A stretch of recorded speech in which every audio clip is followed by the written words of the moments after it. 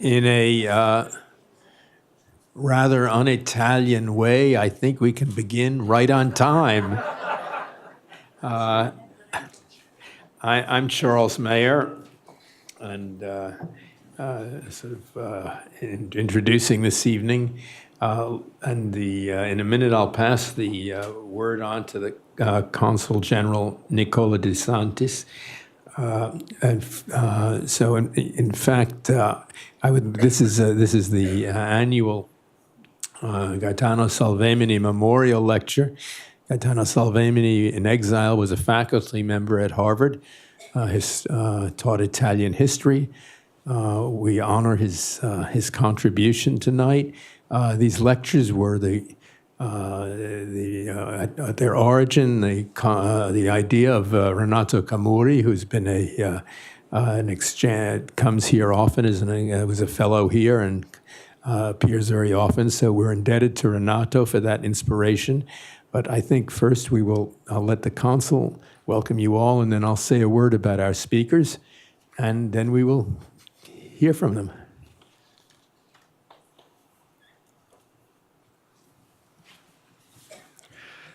Thank you so much, Professor Mayer. It is my great pleasure and honor to be here with you in this evening for the new edition of the annual Gaetano Salvemini Colloquium on Italian History and Culture, here at the Center for European Studies at Harvard. I would like to extend my gratitude to those who have been so helpful in bringing this colloquium to life, and naturally, first and foremost, to Professor Charles Mayer.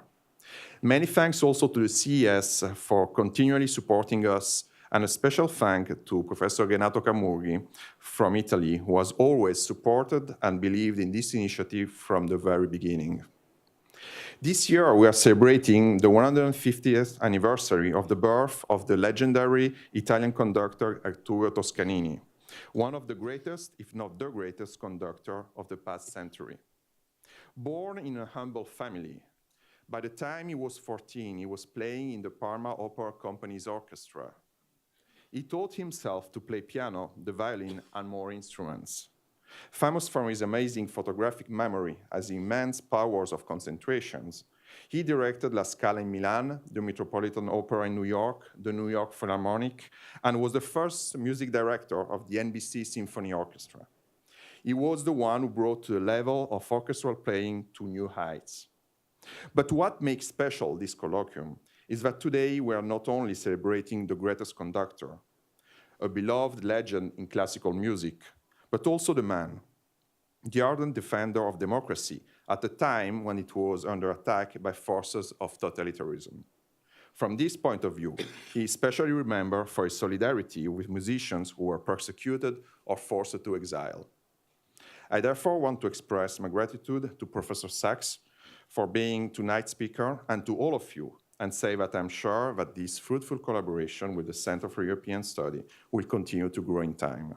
Thank you so much, grazie mille, and I hope you will enjoy the colloquium.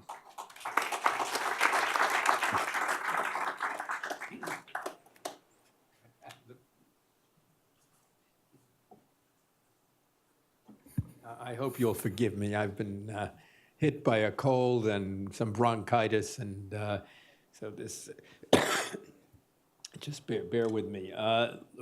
This is a special treat, I think, tonight for this lecture. And it was Renato's happy idea to celebrate Toscanini at this occasion. And it's totally fitting, given Toscanini and anti-fascism. And it's nice to have something on a musical genius as well as political history. Our presenter tonight, our major speaker, is Harvey Sachs, I have a huge bibliography for him. He lives in New York. He's a writer. He's a musicologist. The book, which was most recent and which, of course, brings him here, is his Toscanini, Musician of Conscience, a new biography which comes on the, I won't say on the heels, but replaces his 1978 biography of Arturo Toscanini. Before that, his most recent book was The Ninth, Beethoven in the World, in 1824 and was published in 2010 with a lot of translations. He has a biography of Arthur Rubinstein, a history of music in fascist Italy, 2 collections of essays and reflections on Toscanini and the letters, etc. And he's helped Placido Domingo with his memoirs and Sir George Schulte with his memoirs. He writes in all the places one would look for him, in the New Yorker, the Times, the Wall Street Journal. I'm not sure I'd look there for music, but it's great you were right there. The TLS, the Stampa, and dozens of other papers and magazines as well.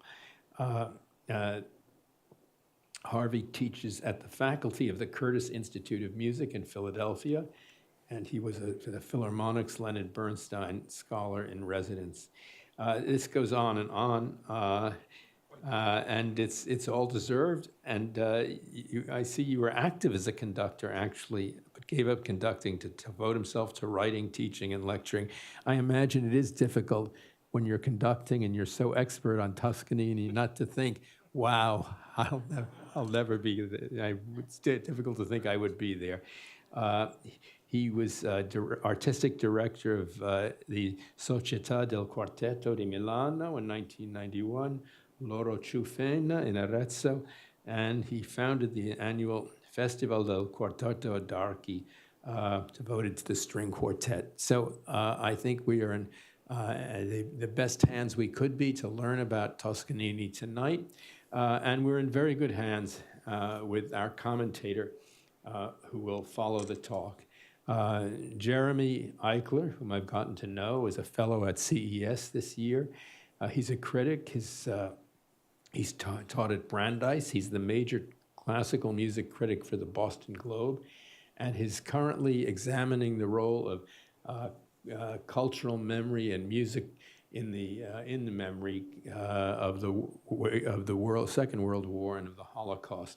And he's focusing on key commemorative works and the idea of how you remember it through sound. He's written, his writings have appeared in the New York Times, the New Yorker, the New Republic, and he earned an ASCAP Foundation Deems Taylor Award for Musical Criticism. So all that on top of a PhD in European history at Columbia. So I think we'll be in, this will be a great duo. Afterward, we have a special treat.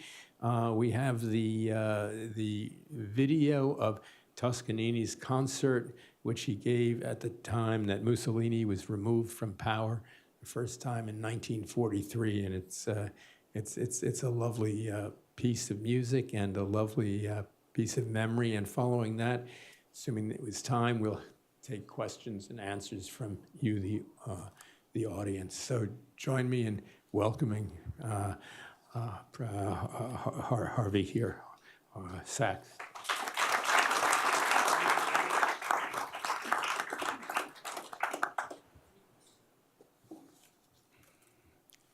Thank you very much. Lovely to be here. I want to thank everyone involved in organizing this event, and Consul General De Santis and the staffs of the Center for European Studies and of the Italian consulate here. I thought it would be appropriate to begin this talk with a letter that Gaetano Salvemini wrote to Arturo Toscanini on February 18th, 1938, 2 days after newspapers around the world carried the story that Toscanini, in the light of the Austrian government's very first compromises with Hitler, had decided not to return to the following summer's Salzburg Festival, at which he had been the principal attraction during the 3 previous years. The handwritten letter now belongs to the New York Public Library for the Performing Arts at Lincoln Center. The translation is mine.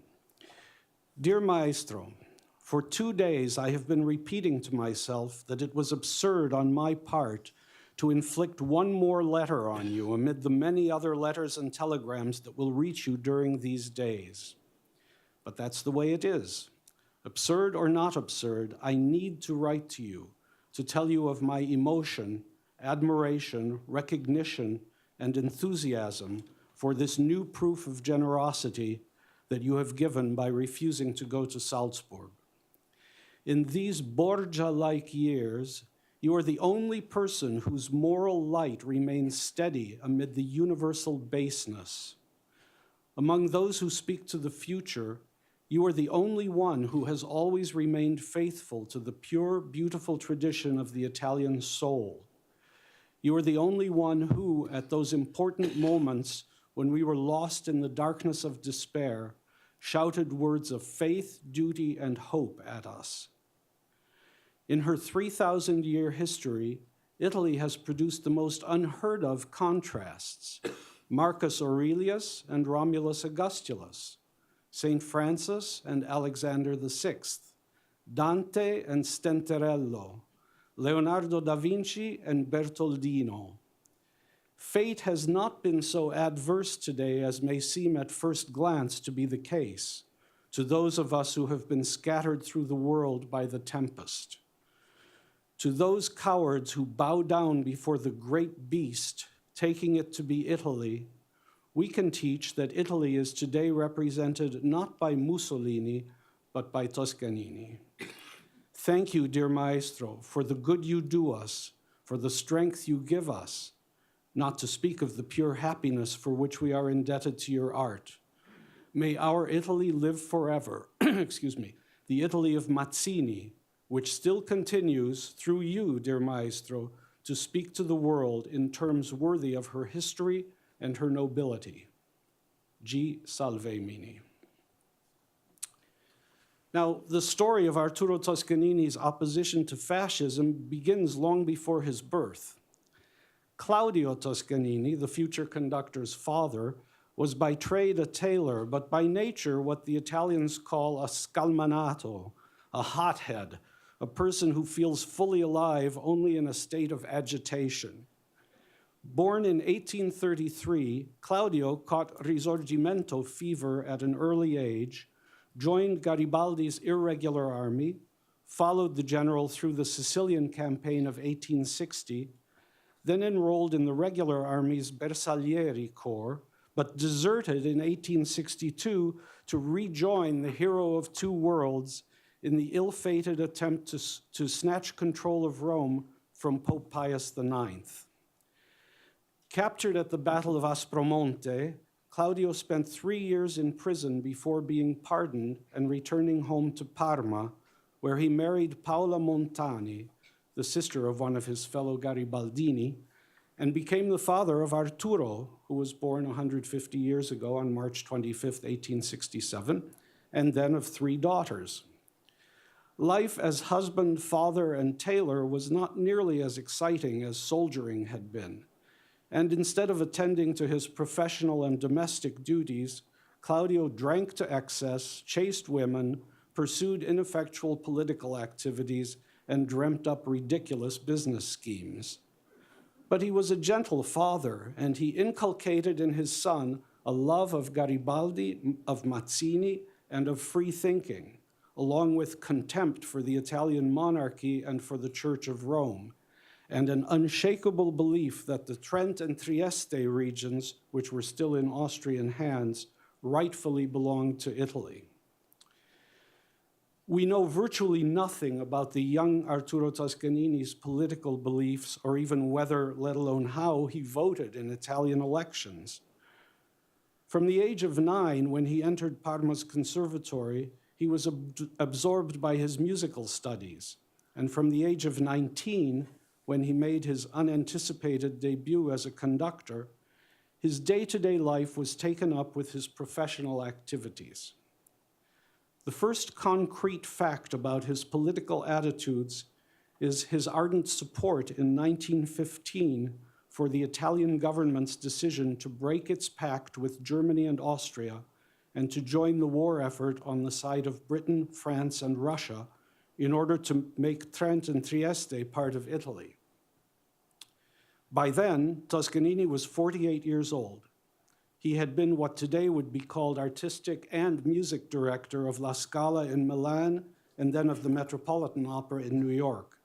and among many other achievements, he had conducted the world premieres of Leoncavallo's Pagliacci and Puccini's La Bohème and La Fanciulla del West, the Italian premieres of Wagner's Siegfried and Götterdämmerung, Tchaikovsky's Eugene Onegin, Strauss's Salome, and Debussy's Pelléas et Mélisande, and the North American premiere of Mussorgsky's Boris Godunov.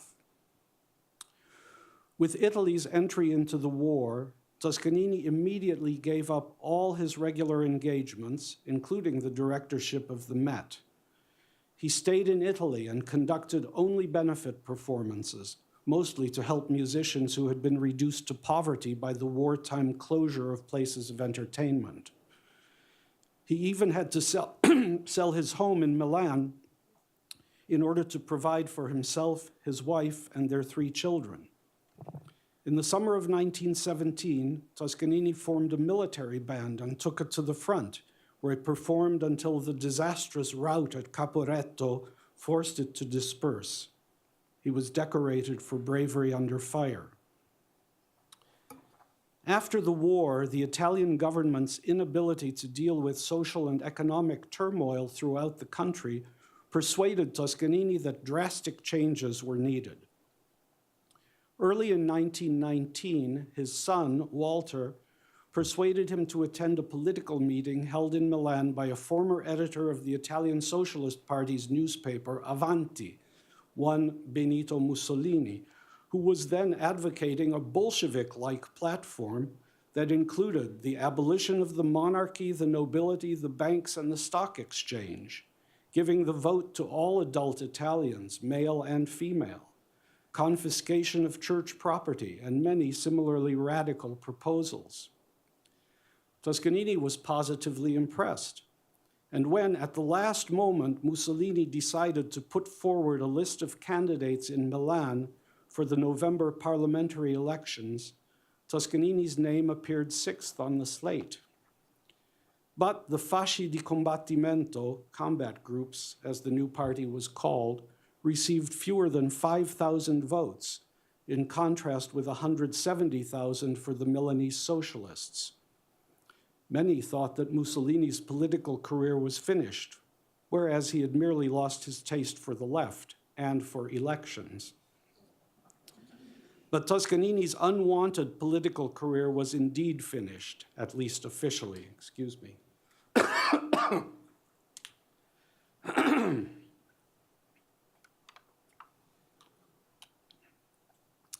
In 1920, Toscanini resumed the artistic direction of La Scala, and he began his tenure by reorganizing the house's orchestra and taking it on a marathon tour of Italy and North America. One of the ensemble's first stops was the Istrian town of Fiume, which the Treaty of Versailles had made a supranational city-state, but which Gabriele D'Annunzio had occupied with an irregular army, claiming it for Italy as part of its war spoils. Even the horrors of the World War had left Toscanini's nationalism intact, and he was pleased by D'Annunzio's troops' display of military exercises. But the Italian army eventually dislodged D'Annunzio and his men, and as many of you know, Fiume is now called Rijeka and is part of Croatia. During the same period, Mussolini and his adherents had veered sharply to the right and had adopted violent means toward the end of achieving power.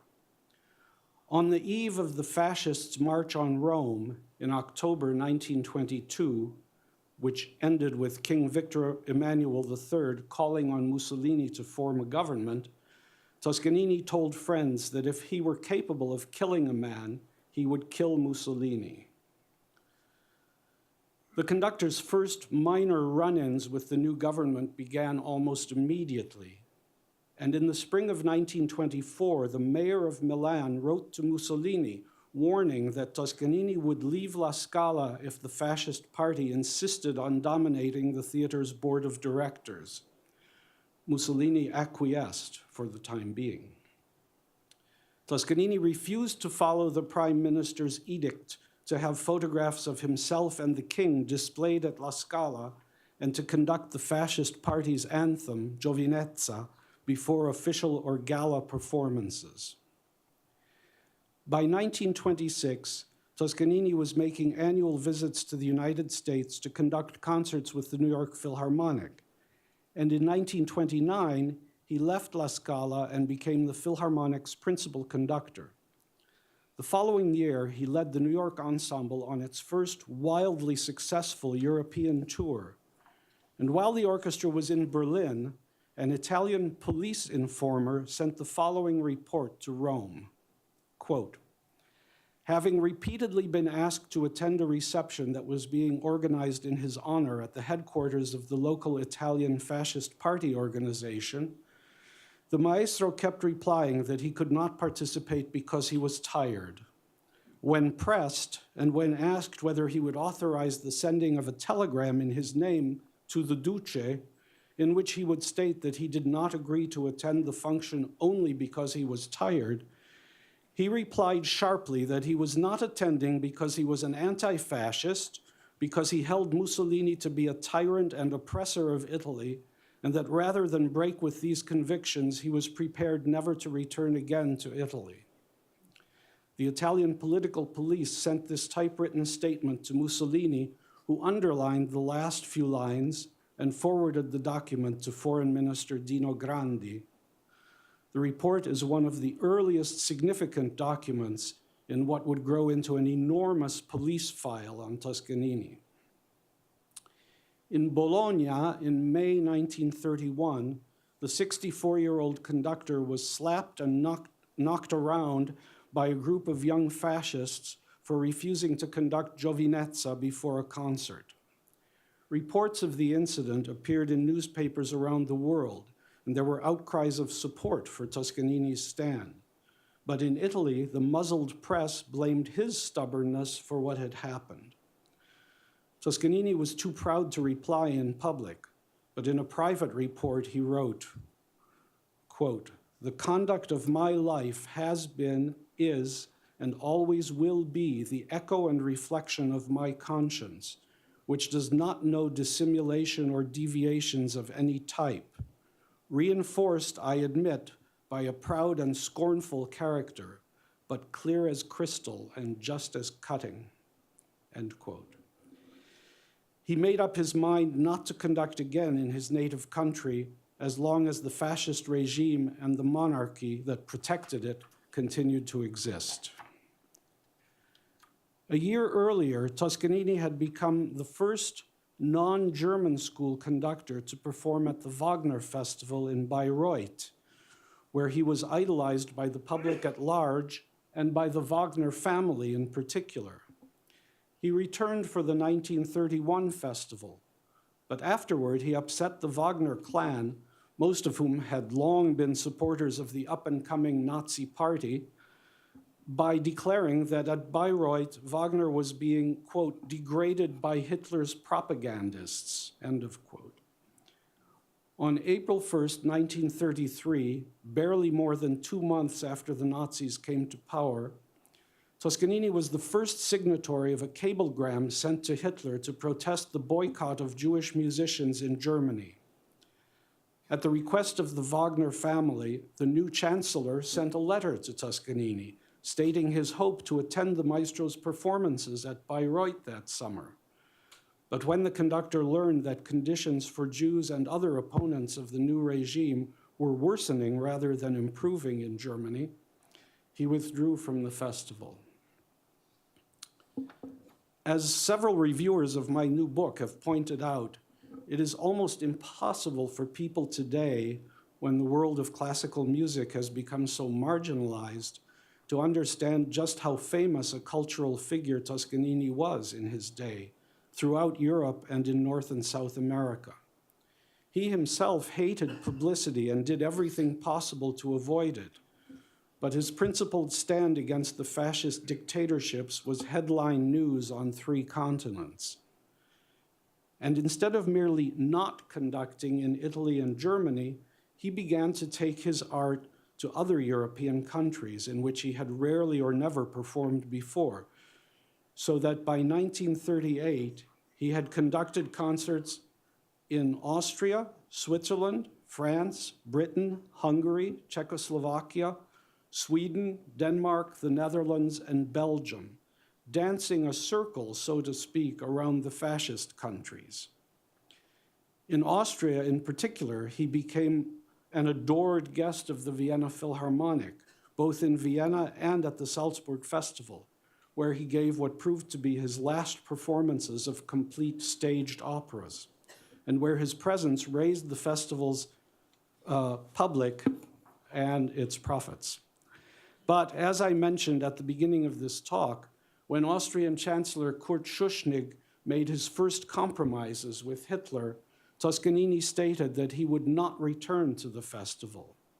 Instead, together with other famous musicians who either could not or would not return to Salzburg, he helped to create the first Lucerne Festival, which is still going strong and will celebrate its 80th anniversary next summer. Earlier, at the end of 1936, Toscanini had traveled to Palestine at his own expense and without a fee to conduct the inaugural concerts of an orchestra made up mainly of Jewish refugees from Germany and from other European countries threatened by Hitler's saber rattling. That orchestra, now known as the Israel Philharmonic, celebrated its 80th anniversary last December. Toscanini's gesture provoked a letter from an amateur violinist, one Albert Einstein, who had already attended the maestro's performances in Europe and America, and who expressed, quote, "the need to tell you for once how much I admire and honor you. You are not only the unmatchable interpreter of the world's musical literature. In the fight against the fascist criminals, too, you have shown yourself to be a man of the greatest dignity," end quote. Toscanini was fascinated by the communal and collective agricultural settlements in Palestine, and he repeatedly visited a moshav where he discussed politics and the arts with the residents, most of whom were refugees from Germany. He returned to Palestine to conduct more concerts in the spring of 1938, and when he stopped in Rome on his way home, he was followed by a spy for Mussolini's political police, who duly reported, quote, "Last Friday, I heard the following exchange in the lobby of the Quirinale Hotel. A gentleman approached Maestro Toscanini and said to him, 'Welcome back among us, Maestro. When will we have the great good fortune to hear you conduct again in Italy?' Toscanini replied, 'I would rather die than conduct again in Italy.'" 1938 was also the year in which Mussolini declared that Italians were Aryans and that Italian Jews were to be banned from public life, from owning or being partners in businesses that employed Aryans, and from attending or teaching at Italian schools and universities. Toscanini, whose mail was opened and whose telephone conversations were tapped by the fascists, was heard describing Mussolini's so-called defense of the race laws as medieval stuff, and the Duce had the maestro's passport confiscated. Only when the international press began to learn about the incident did the image-conscious dictator have the document returned to its owner. Toscanini and most of his family then left immediately for the United States, where the preceding year, following his retirement from the New York Philharmonic, he had become conductor of a new radio orchestra, the NBC Symphony, which had been created for him. The 71-year-old maestro left his country, quote, "with death in my heart," unquote, as he wrote to a friend, for he feared that he would never again see Italy. During those same months, his lover, Ada Mainardi, wife of the cellist Enrico Mainardi, wrote to tell him how pleased she was that the British Prime Minister, Neville Chamberlain, had bowed to Hitler's demands at the Munich conference. Over a question that was of only indirect interest and prestige for most of the nations, she wrote, Europe was on the verge of catching fire.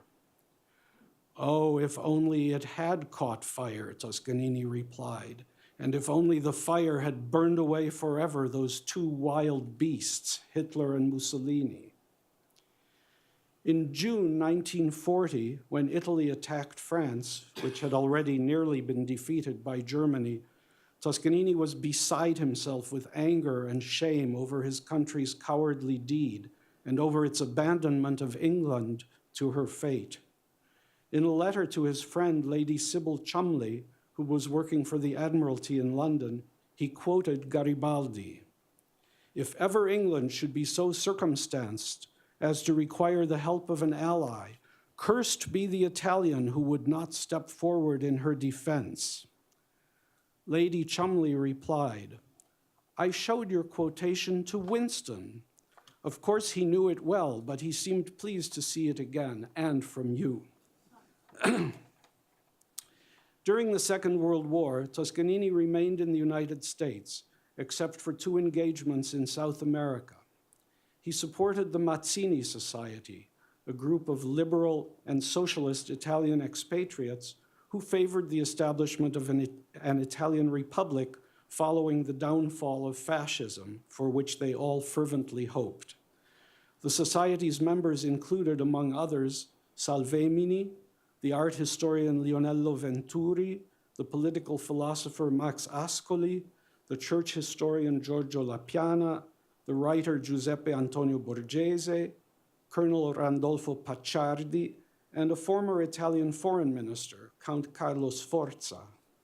Salvemini later wrote, quote, "Our most effective argument in America in our criticism of fascism was Arturo Toscanini.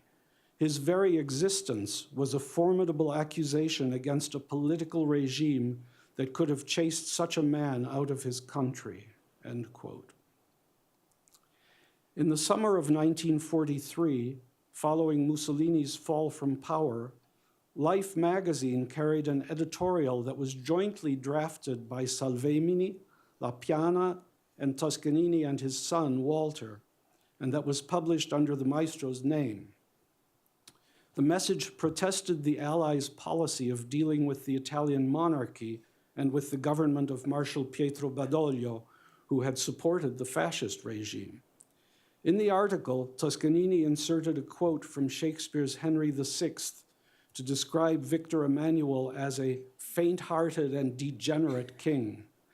And he pointed out that, quote, "countless thousands of men and women in Italy shed blood, met imprisonment and death, striving fiercely against that horde of criminals, enduring also the apathy and indifference of the world then full of admiration for Mussolini," end quote.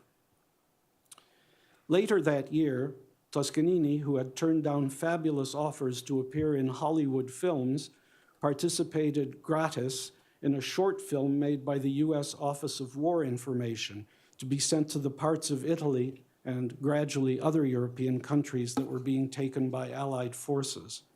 We will have a look at part of that film in a little while. Throughout the war years, Toscanini conducted numerous benefit concerts to raise funds for the Red Cross, for war bonds, and for various other causes, and he himself contributed money to all of them. At war's end, he gave $10,000 toward the reconstruction of La Scala, which had been heavily damaged by Allied bombs in 1943. And in February 1946, when the Italian government announced that a referendum on the abolition of the monarchy would be held in June, he made up his mind to go home to conduct a concert for the rededication of La Scala. As soon as he arrived in Milan, he began to lay down the law. Jewish and anti-fascist musicians who had lost their positions in 1938 and who had also managed to survive the German occupation of 1943 to 45 were to be re-engaged. Enrico Minetti, the orchestra's concertmaster, later recalled that he and the other older players had described to their younger colleagues Toscanini's, quote, "artistic intransigence, inflexible will, faithful and pure dedication to music, and, why not, his outbursts, his nerves, the scenes, and our fear." The rehearsals began in a friendly atmosphere. Toscanini even smiled a few times, a real idol. The young men in ecstasy looked at us almost with sympathy. Was this the terror of orchestras? But it was a matter of time.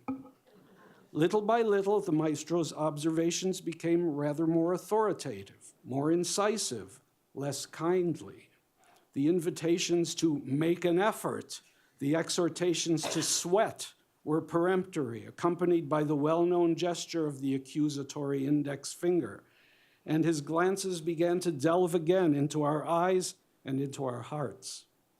We again saw a few scores fly into the beautiful new auditorium. And nothing new under the sun, more than one handkerchief was pitilessly torn up, and many batons were broken and thrown to the winds. The youngsters appeared rather stricken. It was our turn to smile then. At last we had found our maestro again, just as we remembered him from distant times, just as we had known, admired, feared, and loved him. End quote. On May 11th, 1946, La Scala, still smelling of fresh paint, was filled to nearly twice its normal capacity.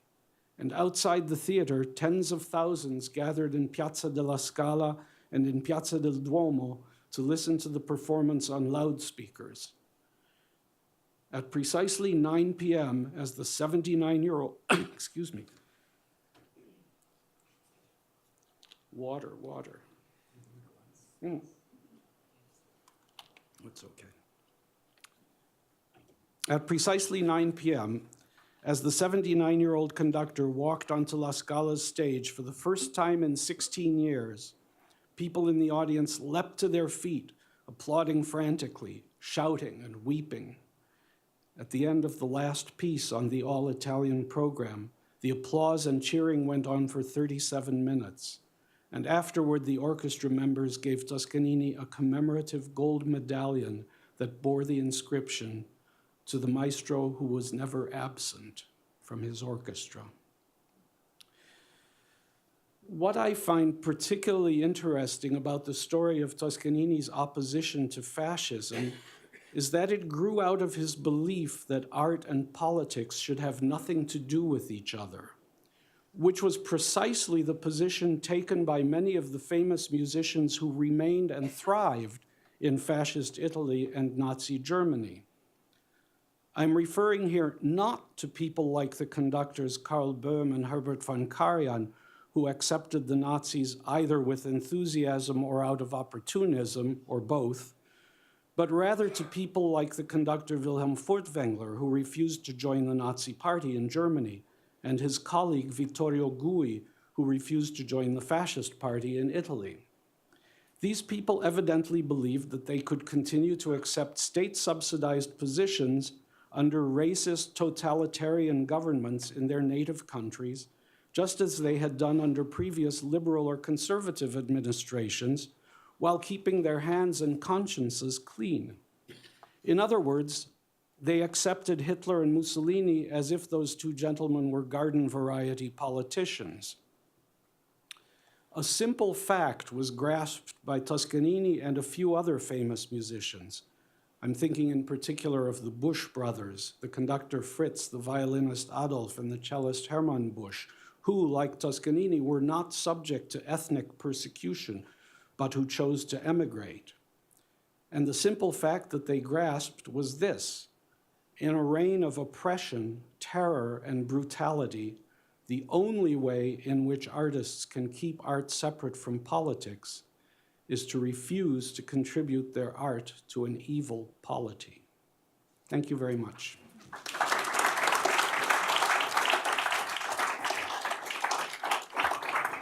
Thank you.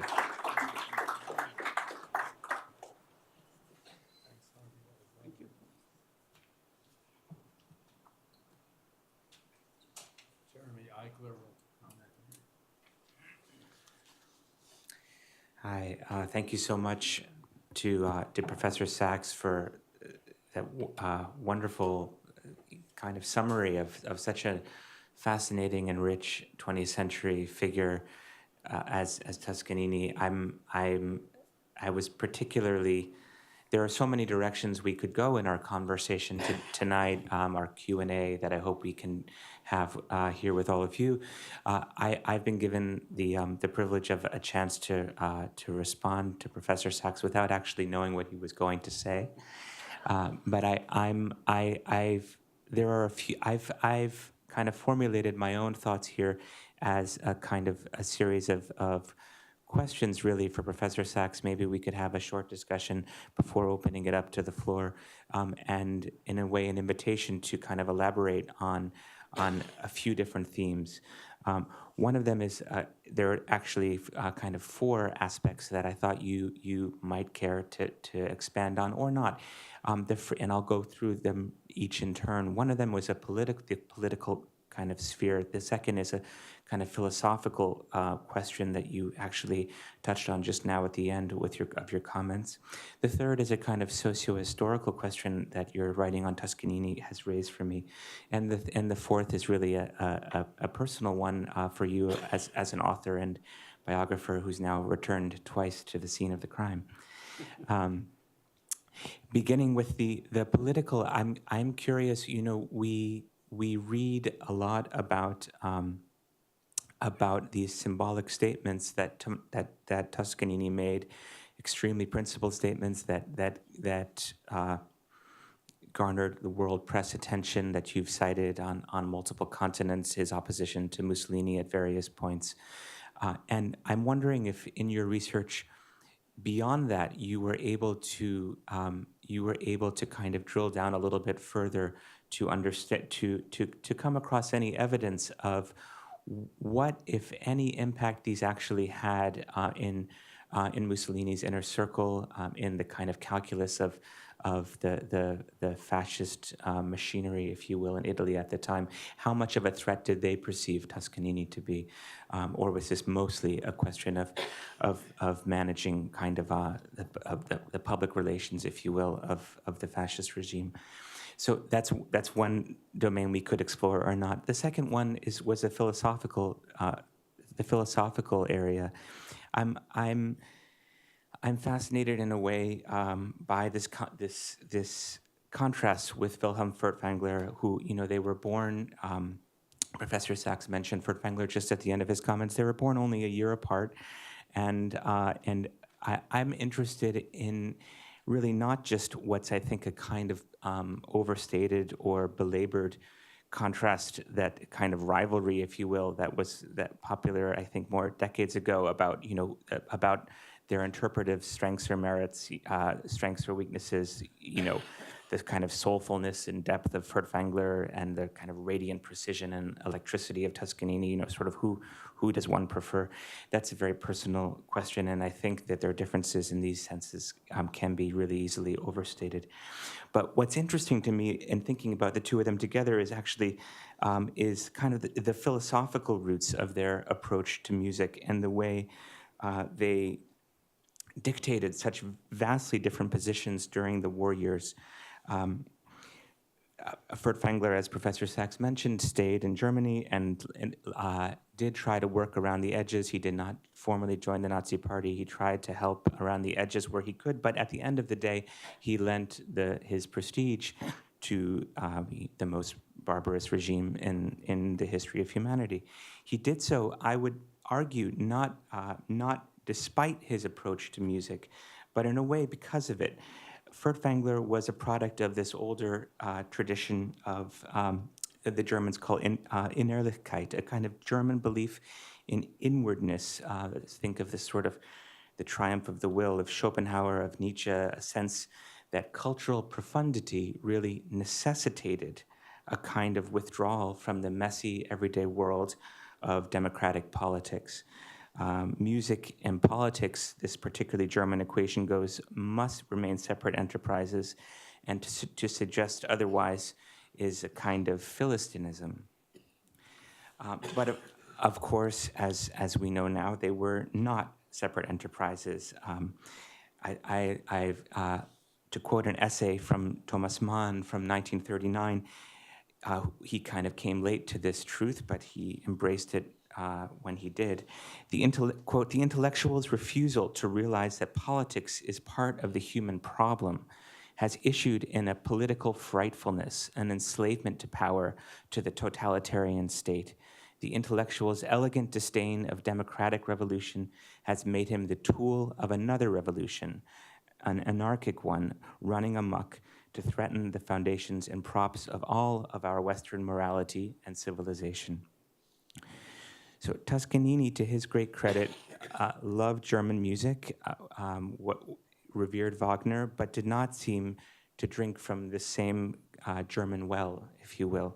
He did not seem to buy the separation of music and politics in the same way that Furtwängler did, although interestingly, you were suggesting at the very end that perhaps there was a fundamental separation that he accepted, but perhaps was looking at from a different direction.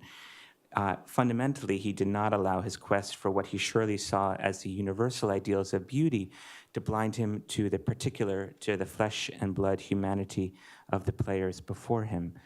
And I loved coming across the fact that no less a figure than Isaiah Berlin called Toscanini, quote, the most morally dignified and inspiring hero of our time. One issue I would love to hear your thoughts on is how Toscanini managed to separate the wheat from the chaff in this way that Furtwängler never seemed to be able to do. A little bit more, perhaps, on this question of music and politics, and to sharpen it a bit more, was there something about this German equation, this linkage of spiritual depth and artistic depth, profundity, and a withdrawal from the political sphere? If there was something about Furtwängler's musical approach that sat a little bit too comfortably with fascism itself, do you see a converse linkage with Toscanini? Is there a way of articulating his approach to music that connects it artistically with his anti-fascism? Or was this simply a case of a brilliant interpreter who also happened to be, quite separately, a man who was not content to stick his head in the artistic sand? So that's a sort of political sphere that we could or could not come back to. Thirdly, I couldn't resist, after coming across some of your writing on Toscanini and enjoying the book so much, to range a little bit in my questions beyond the theme of anti-fascism, to ask really what's, I think, a kind of a question that's more socio-historical, if you will. You write of how Toscanini, over the course of his long career, elevated operatic art beyond the sphere of entertainment. He emphasized the critical independence of all the parts of the whole, the theater, the music, the lighting. Professor Sachs explains to us how he got the ladies to take their hats off at the opera and the house lights to be lowered. But Toscanini's elevation of opera to this kind of high art, one that demands a kind of respect and wonderment once reserved for the domain of religion, came at an interesting time. It coincided with, if we'd like to put it slightly polemically, the end of opera as a living art form. Today, as our opera houses today are filled with operas written almost exclusively 100 years ago or more, and to present newer works requires a kind of activist agenda on the parts of conductors or artistic administrators that most often arouses the suspicion of audiences. I think there's a kind of reflexive skepticism now when we hear of an opera being written that's written today. Come hear it. It's a hard sell for many opera companies that depend more or less exclusively with a repertoire that basically ended with Puccini's Turandot. So I'd like to ask you, Professor Sachs, whether these two trends, in your opinion, on the one hand, the elevation of opera performance to a kind of high art, and the rendering of the operatic canon as an almost exclusively historical enterprise, did these have anything to do with each other?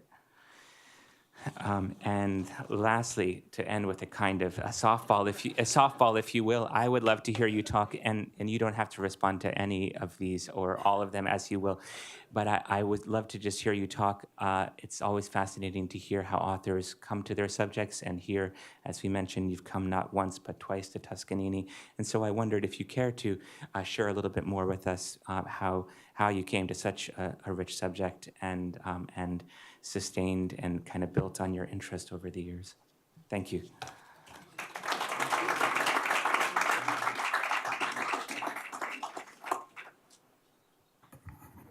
Yeah, you've opened a lot of subjects there.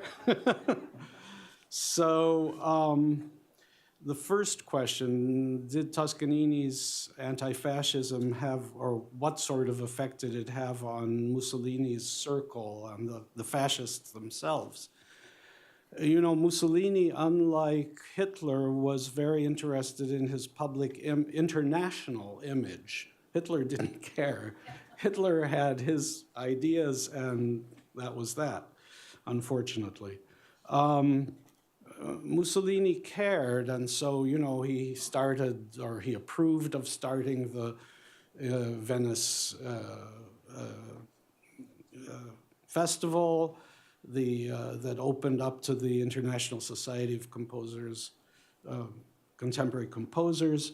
He started, or approved of starting the Maggio Musicale in Florence, and so on. So in that sense, Mussolini was more open to innovation. And, you know, there's always that startling fact that in 1942, at the height of the war, Berg's Wozzeck was performed at the Rome Opera, which would have been unthinkable in Nazi Germany. So, you know, there's a great difference there. Now, as far as, I mean, Mussolini hated the fact that Toscanini was an opponent of the regime. But again, unlike Hitler, who simply would have had him killed or put in a concentration camp or whatever, Mussolini was afraid of looking too much like a barbarian if he did anything like that. So they would take his passport away periodically. As I mentioned, they opened his mail, they wiretapped his telephone conversations and sent transcripts of those that they considered incriminating to the political police, and so on. And Toscanini just went on living in Italy until 1938 as if the fascists didn't exist. And he told, after the attack on him in Bologna in 1931, the pianist and conductor Osip Gabrilowicz, who was married to Mark Twain's daughter, Clara Clemens. They went to visit him, and he told Gabrilowicz, who reported this, and she reported it in her memoirs, Clara.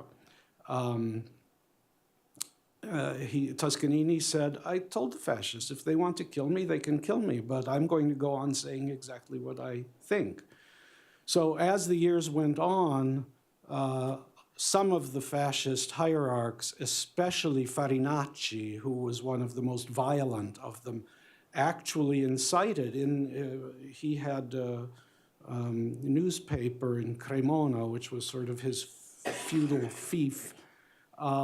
He incited people to take action against Toscanini. Why are we allowing him to propagandize against the fascists? But Mussolini was more inclined to just, you know, if possible, sweep the whole thing under the rug and let's talk about it as little as possible. So, yeah, I mean, there was a variety, as there were various currents within the fascist administration. There was the somewhat more open fascist current of somebody like Italo Balbo. There was the more violent current of Farinacci and so on. You know, they went back and forth on this. I don't think that it really exercised them too much, except when these particular incidents happened.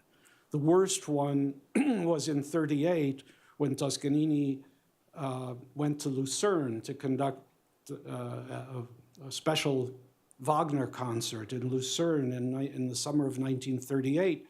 And the Crown Princess of Italy went to listen to it. And Mussolini was furious that she had gone. Also, several I believe it was the wife of the former finance minister, Misurata di Volpe, Volpe Misurata. I can't remember. I never remember the sequence of his name. And one or two other ministers' wives went to hear this concert because they wanted to hear Toscanini, and Mussolini was absolutely furious about it. But after the concert, they checked the license plates on the Italian cars that were recrossing into Italy from Switzerland to see who was it, which Italians had gone to Lucerne to hear this enemy of the state performing. So, you know, they were concerned, but then finally he left in 1938, and, you know, that was the end of that. About the Furtwängler question, which of course is extremely complicated. I wrote a long essay about that in the, you should pardon the expression, Yale Review a long time ago. Actually, they were born 19 years apart. Furtwängler was born in 1886. He was almost a generation younger as conductors. You know, Toscanini actually admired Furtwängler to the extent that he admired any other conductor. Unlike Furtwängler, who admired I've never discovered his admiration for any other conductor. But, and he supported Furtwängler until 1936. In 1936, when Toscanini resigned from the Philharmonic, the New York Philharmonic, the board of directors asked him to recommend someone to succeed him, and he recommended Furtwängler, which he also believed would give Furtwängler a wonderful out from Germany at that point. And there was a whole complicated series of things that took place. Furtwängler ended up turning down the New York engagement because he also wanted to continue to perform in Germany. And of course, the New York public was very much against having somebody who would keep one foot in Nazi Germany and the other foot in New York. So Toscanini, at that point, that was it. Toscanini was very black and white in his judgments on subjects of that sort. He thought this was the perfect chance for him to leave Nazi Germany, have this wonderful job with a fantastic salary, and, you know, do essentially what I did, get out of that terrible situation. And when Furtwängler didn't, that was the end. He wanted to have nothing further to do with him and was extremely critical of him from then on. And it was a political matter. As far as the German, you know, Furtwängler came from a very illustrious, intellectually illustrious family. His father was a well-known archaeologist. His uncle was a well-known zoologist, et cetera, et cetera. And he grew up, you know, studying philosophy and so on and so forth. So a totally different kind of background from Toscanini's. You know, it is, as I say, it's a very, very complicated question. I think Furtwängler, at first, in the early years of the Nazi regime, the first 2 years, 3 years, really did try to, he tried to help Jewish musicians in his Berlin Philharmonic and so on. But then after that, he signed a document saying, I relinquish everything regarding artistic policy, I relinquish to Hitler and Goebbels. And, you know, this was really, I mean, again, this was not some minor, you know, opera house repetiteur who had no choice. You know, I have to stay here and work or I won't survive. This was one of the most famous conductors in the world who could have gone anywhere. And that's why Toscanini never forgave him. I had an exchange of letters many years ago with Sir Ernst Gombrich, the cultural historian, art historian, well, general intellectual, who wrote to me about this, and he said, he heard. He said, yes, Furtwängler was not a Nazi, but he was an ultra-conservative German nationalist who could not leave his country, no matter what. And, he said Gombrich was doing listening to broadcasts from Germany because Gombrich was Viennese originally. He had fled to England, and he was listening to the German language radio broadcasts and translating information for British intelligence. And he said, we used to hear on the eve of Hitler's birthday, Goebbels would come on the radio and say, greetings to our Führer, may he remain what he has always been. And then you would hear Furtwängler conducting the Beethoven Ninth Symphony, the hymn to human brotherhood, on the radio. So, the people who lived through that period considered his behavior absolutely unconscionable, except for those who had been saved by Furtwängler, because there were Jewish musicians from the Berlin Philharmonic who, after the war, defended him very strenuously and said that, he was a good guy. As did Arnold Schoenberg. As did Schoenberg, right. Are there letters from Toscanini between the two of them in the period where the New York Philharmonic was trying to appoint? Between Toscanini and Furtwängler? No, not from that period. I don't know of any actual letters between the two of them at all. But they worked together very in comradely circumstances at Bayreuth in 1931. And, they sat together at other people's performances, they discussed the orchestra, and so on. So it wasn't a question of professional envy or that sort of thing. The question of opera as high art, I think it would be imputing too much influence to Toscanini to say that that the situation of turning opera into a classical high art had much to do with him or with his refinement of the production of opera. I think that was in the air and that he simply had the willpower to make it happen. But the fact is that, as you mentioned, since the world premiere of Turandot, which was 91 years ago, no Italian opera has entered the worldwide popular repertoire. And it so happens that Toscanini conducted that world premiere, by the way, at La Scala. I don't think he was really aware of what was happening because, as is very often the case, one doesn't know what currents are taking place as they're actually happening. So I think, he continued even in the 20s, his last decade as an opera conductor at La Scala. He continued to do new operas. He did Zandonai and Giordano and various other premieres, some of the operas he didn't actually care for that much, but he did them with his, sense of duty and discipline.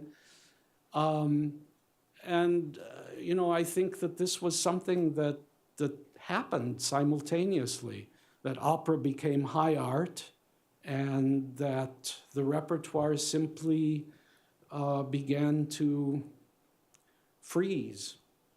I think it's due to a whole series of circumstances, social, cultural, musical specifically, of course, that took place over a long stretch of time, and that we're feeling the results still today, as you mentioned.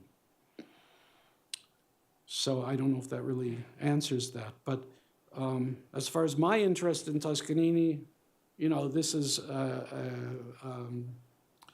a form of insanity that began when I was 11 or 12 years old. I mean, it's a long story that isn't very interesting, but I happened to, some comments that I heard about him when, this was after he had died. I was born in 1946, so this was in 58, 59, 60.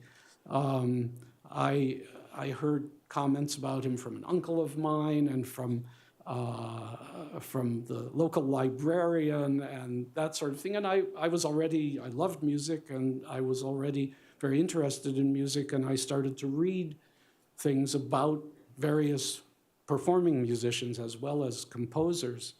And I read one book about Toscanini. It was a book that I now realize was pretty awful, a book of anecdotes, really, about him. But, you know, I was 11 or 12 years old, and I was fascinated. And so I wrote a letter to the author of the book, who did not answer me, but who evidently forwarded my letter to Toscanini's son.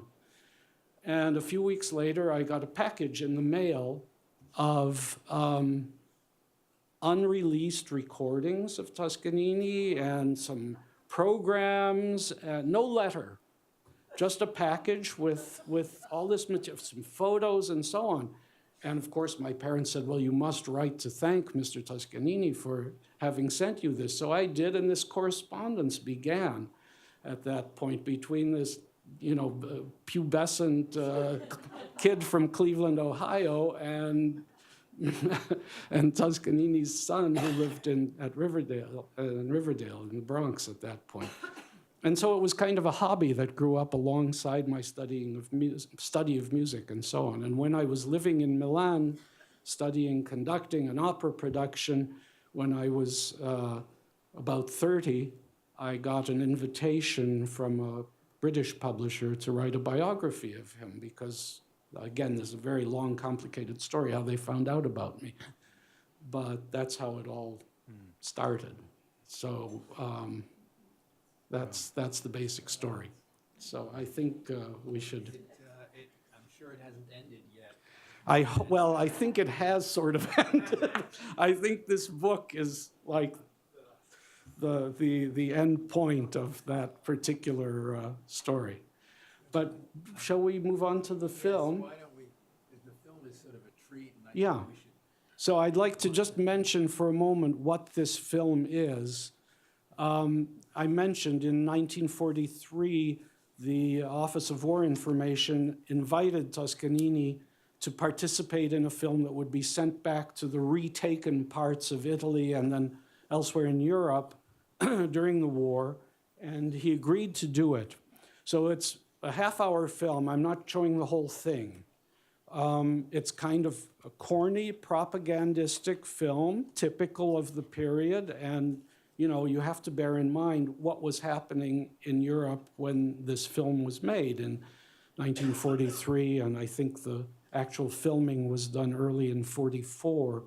The world was at war, as you know. Toscanini he does not speak in the film. The beginning of the film, which you won't see here, is the Forza del Destino overture of Verdi. And then what we're going to start with is the next sequence, which shows Toscanini at home with his grandson, Valfredo, who was 14 at the time, and the stentorian announcer talks about what, and all the stuff. And then you see other Italian exiles, including Salvemini. Very briefly, you see him teaching in a classroom at Harvard, and you see several others who I don't have to tell you all the names because they're mentioned. And then there's this sort of reenactment of the July 25th, 1943, when the announcement came through that Mussolini had been deposed by the fascist Grand Council in Rome. So you see the newsroom and the teletype or whatever they had then, and the reporter going on the radio and so on. And then you see Toscanini again in his study at home in Riverdale. This was the period when he lived at Wave Hill. And he's sitting at the piano editing the score of the Hymn of the Nations, Inno delle Nazioni, that Verdi had written in 1862. And Toscanini, it's made up, it has actually very beautiful introductory section and recitative with the tenor Jan Pierce, and it's with the NBC Symphony Orchestra and the Westminster Choir. And you see him editing the score because the piece has motifs from God Save the King, as it was in 1943, and the Marseillaise, and the Inno di Mameli, the Italian patriotic hymn, in which Toscanini changed. By the way, the libretto for this was written by Arrigo Boito, who then later on wrote the libretti of Otello and Falstaff for Verdi.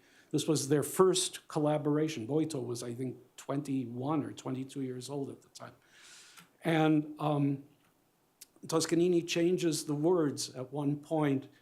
There's the phrase, Italia patria mia, my country. He changes it to Italia patria mia tradita, my betrayed country. You'll hear Pierce sing those words. And then he adds, he wrote a bridge passage, and he added at the end the Socialist International to represent Russia and the Star-Spangled Banner. So to include all the allies of the period. During the McCarthy period here, they excised the Socialist International. My son found a copy of it somewhere or other, and he stuck it back into the film. So you'll see the un-Baudelarized version of it. It's worth saying that, alas, this dawn of liberty for Italy didn't last very long because the Germans put Mussolini back a month and a half later. That's right, yes. It was short-lived. There's a funny thing that I did mention in the book, that immediately after Paris was taken in 1944, they were going to show the film in France, and there was an editorial, there were editorials in various French papers saying, Italy attacked us. I mean, we can't have this. And in Le Figaro, there was an editorial that said, there are Italians and Italians. We'll get to see some good Italians. Okay. Every week, the magic of radio brings the music of Arturo Toscanini to millions of Americans. America has taken Toscanini to its heart, not only as a musician of unmatchable talent, but also as a champion of democracy. In his house above the Hudson River near New York, he has found a haven of freedom for his children and grandchildren. But his thoughts have never been far from his beloved Italy.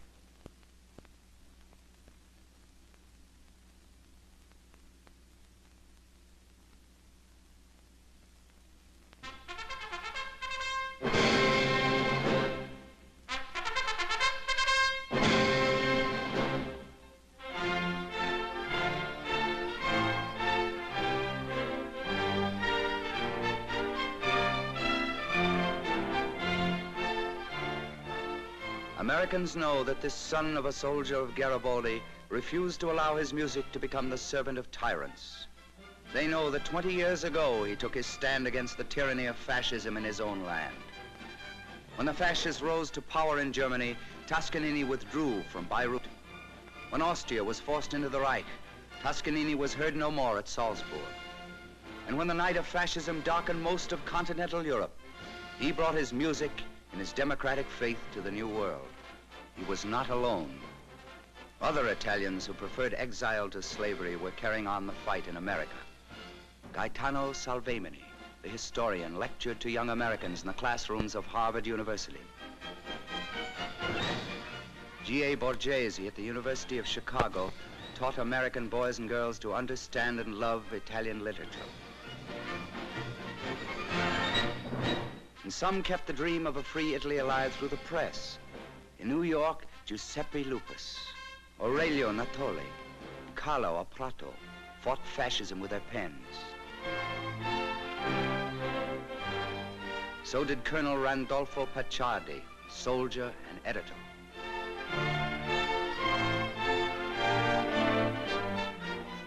Don Sturzo, priest and patriot, preached democracy and the Christian ideal from his refuge in Florida. For 20 years, these men had waited and fought and hoped.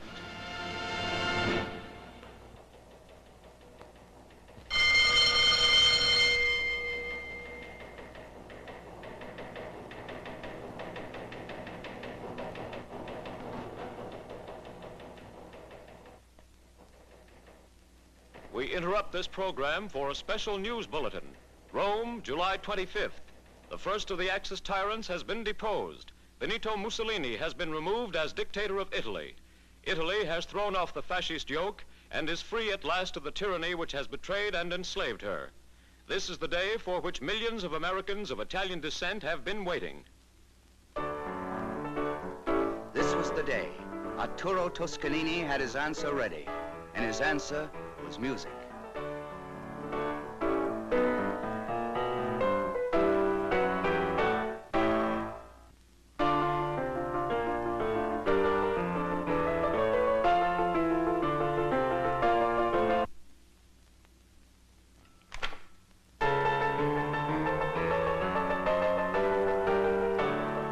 Giuseppe Verdi's Hymn of the Nations, music not for Italy alone, but for all the nations united in freedom.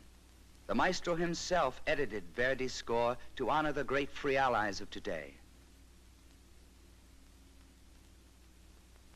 At the broadcasting studio, they prepared to put the great music on the air, with the American tenor John Pierce as soloist, the Westminster College Choir, and the NBC Symphony Orchestra. Verdi composed the hymn to celebrate Italy's struggle to free herself from foreign domination. It was performed at the International Exposition in London in 1862. Arturo Toscanini had last conducted it in Italy in 1915 during another war forced on civilization by the German militarists. Now from New York, the music went out to celebrate Italy's new renaissance in freedom.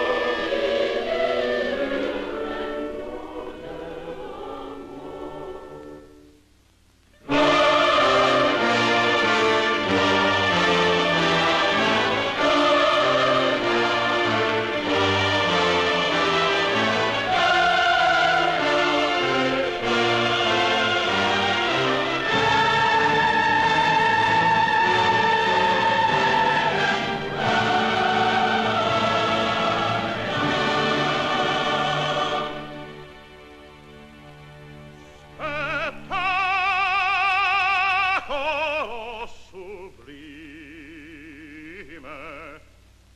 Ecco, dai ridi remoti della terra, dove rifulge cocentemente il sol, ove distende bianco manto la neve, una migrante schiera di navi remigar per l'acque degli ampi oceani ed affollarsi tutte verso il magico tempio ed in quel tempio spargere a mille portentosi miracoli del genio.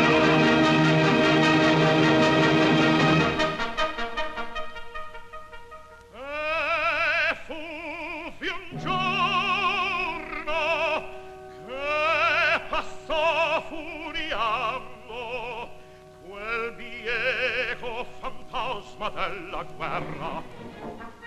Allora udissi un cozzar d'armi, un saettar di spade, un tempestar di carri e di corsieri, un grido di trionfo e un urlante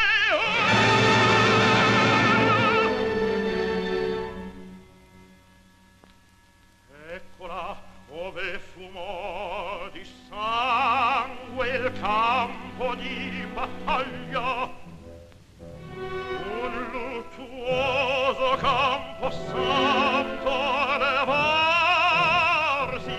e una regia di preghiere, di pianti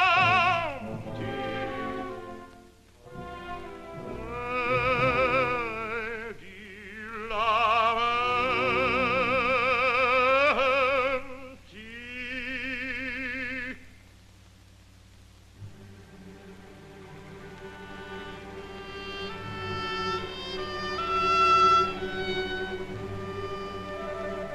Ma in oggi un soffio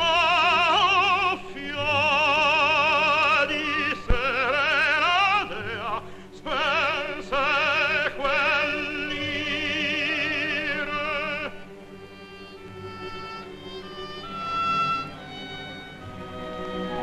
E se vi furono in campo avversari crudeli, oggi non va che quel tempio che umana fratellanza.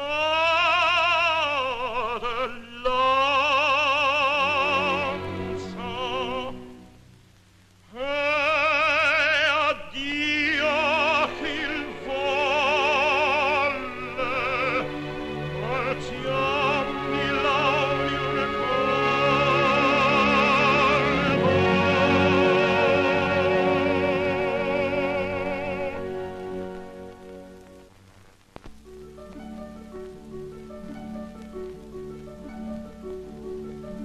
Signor che sulla terra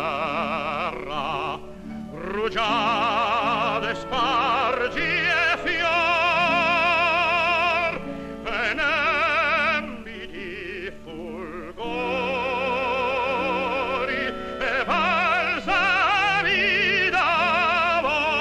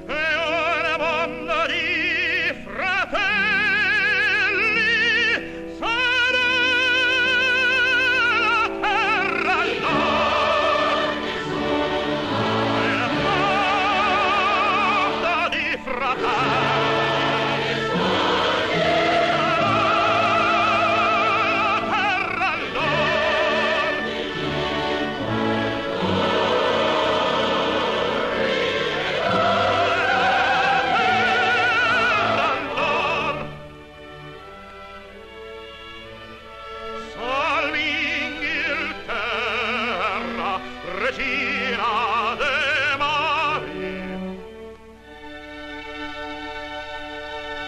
E sì l'antico di libertà, salve Inghilterra, salve, salve.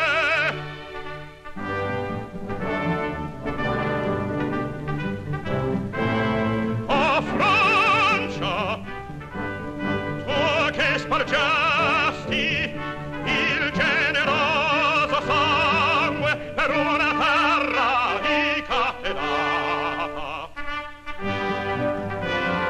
Salve a Francia, salve, o Italia,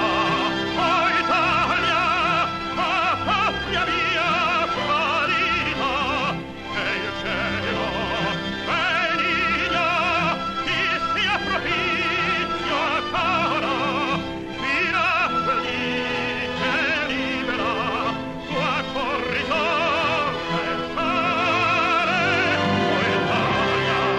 O Italia, a patria mia.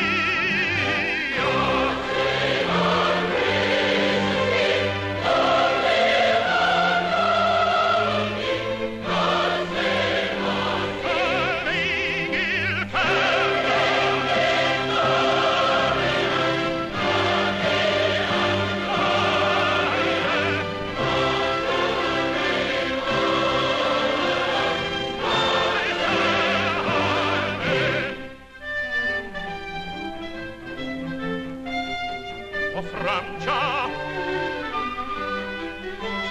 o generosa,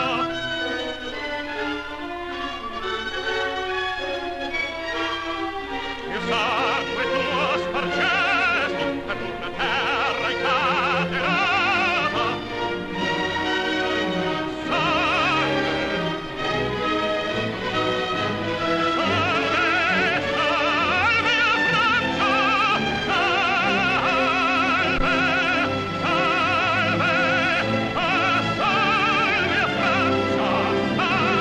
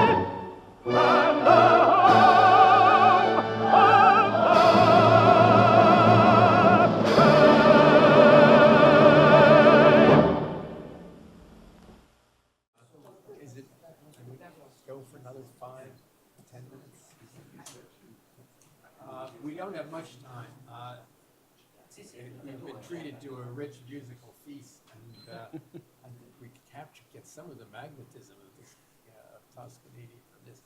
Is there? We'll have a chance to talk with Harvey Sachs upstairs, but if there's any particularly urgent question. Well, I don't know if it's urgent, but 1938 seems like a long time ago. But seriously, I was wondering, 1938 was also the year of the general Arab uprising and strike to mandate Palestine.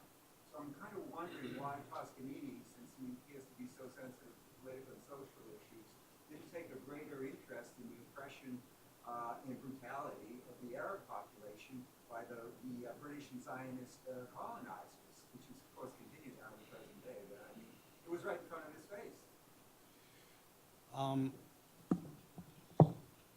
I'm not qualified to talk about that. I don't know the answer to that question. And I think, you know, he was probably much more aware of the plight of the musicians who were fleeing than of what was actually happening politically in Palestine at that time. But I have no answer for that question.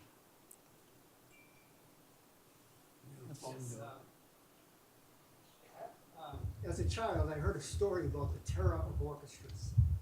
Around the dinner table, between late night rounds of competitive opera singing. And the story went that Toscanini by ship was arriving in New York, and he was listening to the weekly broadcast of the Met over the radio. And of course, the acoustics were poor, I would imagine. But he heard something that really appalled him. And when he got to New York, he was able to pick out one of the musicians and chastise him. Is that verifiable or even plausible? It's not verifiable. It's possible.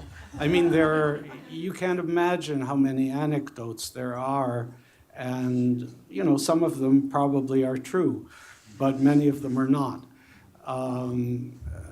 You know, there are so many stories. But I mean, my favorite, and this was told me by one of the musicians who was with him on the 1940 South American tour, the NBC Symphony.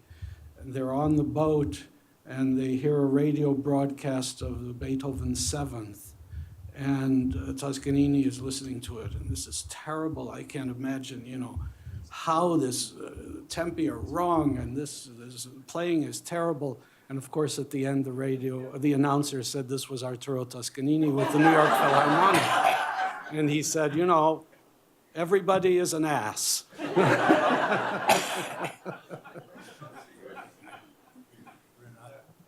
Thank you for the lecture. Regarding the impact of Toscanini's anti-fascist activities in USA and also in other countries, probably it's important to underline that quite all of Italian intellectuals, artists, novelists were in favor of fascism. So what is your opinion about this? I mean, yes, I wrote a whole book on music in fascist Italy, and you know, it's much easier to go along with things than it is to make a fuss and oppose them. And of course, let's not forget that Toscanini was a world-famous person who didn't have to pay all the consequences that less famous or not at all famous people did have to pay. I mean, my personal hero from that period is the musicologist Massimo Mila, who was very young, unknown, and spent 5 years in prison for his anti-fascist activities. You know, that was really, as the expression goes, putting your money where your mouth is. So, I mean, on the other hand, there were many well-known Italian composers, Mascagni, Giordano, the old-timers, and some who were of the following generation who really could have done something but didn't. And in fact, in most cases, they took advantage of whatever favors they could glean from the regime. So, you know, he is an example in this case of an artist who took the initiative in this area. Yeah. I think Jeremy, do you want to add anything in conclusion to any of this? Or? I have more questions, but I think you just ended on such a nice note. Yes. Maybe we can continue. I think the this is, discussion. we've been treated to a wonderful lecture and what the Germans would call a witness of the time. And so thank you all for coming, and thank you especially to Harvey Sachs for this distillation of his, much of his life's work, and to Jeremy Eichler for the provocative, profound questions he raised. And please join us upstairs for drinks and refreshments. And thank you to the Consul for sponsoring, and to Italian government for sponsoring this series.